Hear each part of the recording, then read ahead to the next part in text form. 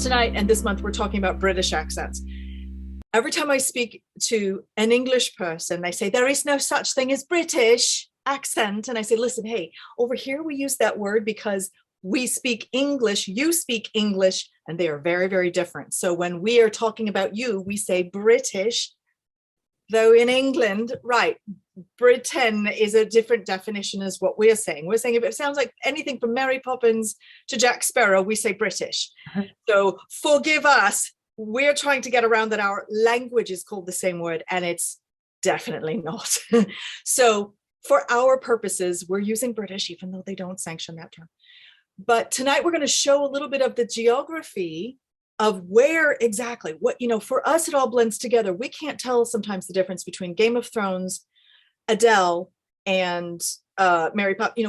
We don't know how these are divided. So part of what you'll get from me tonight, is some awareness of that, so that if you have no other help and you're on your own, and from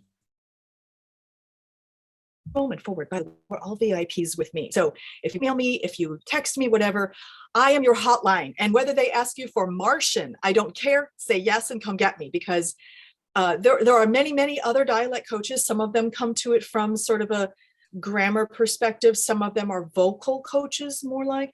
I come from the Strasberg method and linguistics together, but it's all for that purpose. And it's really, really detailed. So I don't expect you to have gone through that much school. That's my job. And you only have several hours to do your audition. So I condense it down to the pieces that you can make into something meaningful. 10 years ago, we might have had training where you get to study something for a semester. That's gone.